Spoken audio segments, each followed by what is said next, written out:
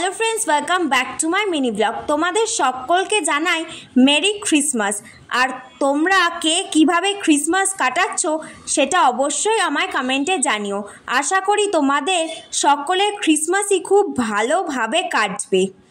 আর জানো তো, আমাদের শ্রীরামপুর স্টেশন থেকে কোর্টের ওই দিক পর্যন্ত পুরো এইরকম লাইটিং দিয়ে সাজিয়েছে। তোমরা যারা শ্রীরামপুরের আশেপাশে থাকো বা শ্রীরামপুরে থাকো বা খবরের কাগজে পড়েছো, তারা তো এতক্ষণে জেনেই গেছো যে এই বছর আমাদের শ্রীরামপুরে পার্ক স্ট্রিটের মতো সাজিয়েছে। তো এই লাইটিংগুলো দিয়েই সাজিয়েছে, আর শহরটা পুরো আলোর উৎসবে মেতে উঠেছে। কি সুন্দর লাগছে দেখো, লাইটিংগুলো খুবই ভালো লাগছে। আমার জানো তো, অনেক দিনের ইচ্ছে ছিল যে আমি কোনো একটা বছর পার্ক স্ট্রিটে যাব, কিন্তু কোনো বছরই যাওয়া হয়ে ওঠেনি।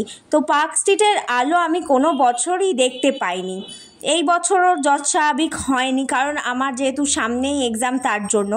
কিন্তু হ্যাঁ, দুধের স্বাদ সেই ঘোলে মেটানো বলে না, তাই খানিকটা এখানেই উপভোগ করে নিলাম। হ্যাঁ, হয়তো পার্ক স্ট্রিটের মতো অতটাও নয়, কিন্তু 50% তো হয়েছে, তাই না? আর দুধারে নানান রকমের পপস রাখা আছে, যেগুলোর সাথে তোমরা ছবি তুলতে পারবে। আর জানো তো, আমাদের এখানে 25 তারিখ ইমন আসবে গান গাইতে, আর 26 তারিখ মধুবন্তী আসবে, আর 31 ডিসেম্বর আসছে প্রসেনজিৎ।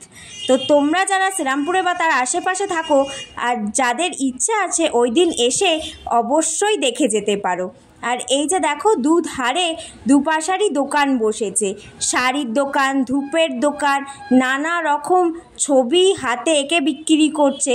আর এই যে লাইটিংগুলো এক কথায় অসাধারণ লাগছে দেখতে। এক একটা জায়গায় এক এক রকম কালার দিয়ে লাইটিংটা করা। আর এই যে ক্রিসমাস ট্রি, আর এই যে এটা হচ্ছে খাবারের স্টল বসেছে। এখানে ফুচকা তো মাস্ট, ফুচকা স্টল না বসলে হয়, তো ফুচকার স্টলও বসেছে। এখানে হ্যান্ডমেড জুয়েলারি, হ্যান্ডমেড জিনিসপত্র সব আছে। তো হোমমেড চকলেট আছে, তারপরে নানান রকম বিভিন্ন খাবারের দোকান আছে। আর দেখো জায়গাটা কি সুন্দর লাগছে, একটা অন্য রকম আমেজ, আর হালকা হালকা ঠান্ডাও আছে, তাই ঘুরতেও ভালোই লাগছে। আর বাচ্চাদের জন্য স্পেশালি জায়গাটা খুবই আকর্ষণীয়। আর এই দেখো, এইখানের লাইটিংয়ের কালারটা আমার সব থেকে ভালো লেগেছে। পিঙ্কের ওপর কালারটা খুব ফুটেছে, দূর থেকেই খুব সুন্দর লাগছে দেখতে।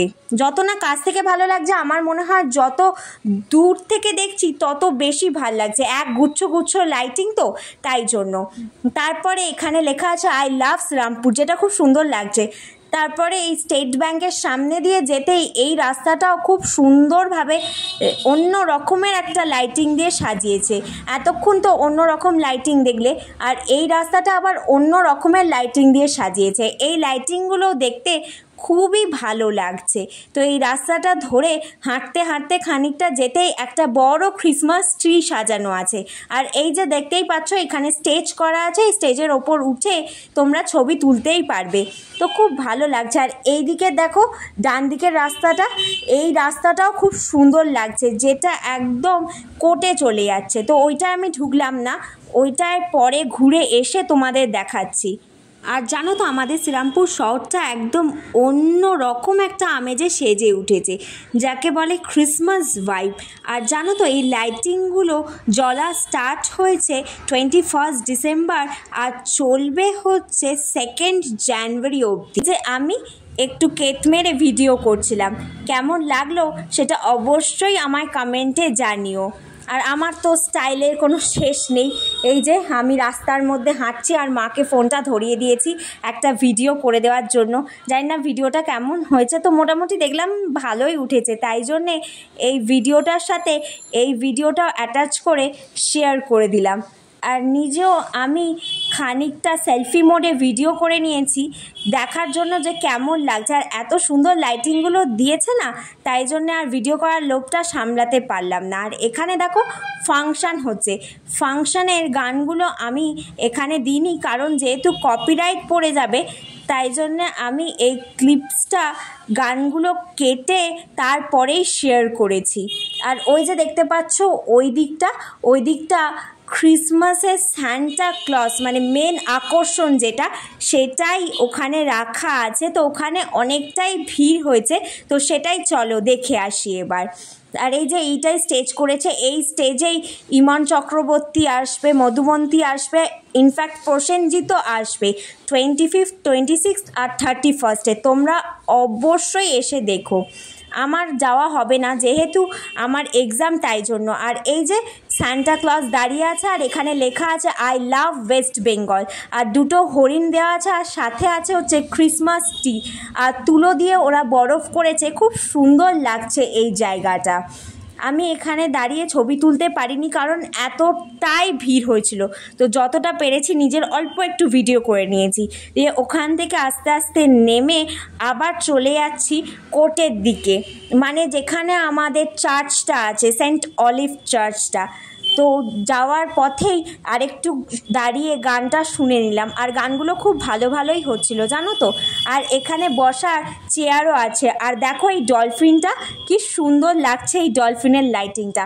আর আমার সব জায়গার থেকে বেশি ভালো লেগেছে এই কোর্টের সামনের রাস্তাটা, এই লাইটিংটা দুর্দান্ত লেগেছে। আর এই রাস্তাটা থেকে তো আমি তোমাদের ঘুরিয়েই আনলাম।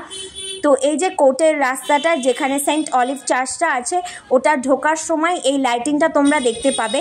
আর এই লাইটিংটা দুর্দান্ত লেগেছে, স্টার, বল, তারপরে হার্টের সিম্বল দেয়া, ভীষণ ভালো লাইটিংটা করেছে। এখানে মারাত্মক ভিড় হয়েছিল, তো দাঁড়িয়ে একটা ছবিও তোলা যাচ্ছে না, কারণ যখনই দাঁড়াতে যাচ্ছি তখনই লোক ঢুকে যাচ্ছে।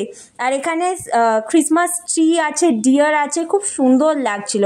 আর চার্চটাও খোলা ছিল জানো তো, কোনো বার চার্চটা আমি খোলা পাই না, 25 ডিসেম্বর আর 1 জানুয়ারি বলে বোধহয় খোলা থাকে, কিন্তু এইবারে চার্চটা 21 ডিসেম্বর থেকে আপ টু 2 জানুয়ারি অবধি আশা করি খোলা থাকবে। তো চলো চার্চের ভেতরে ঢোকা যাক।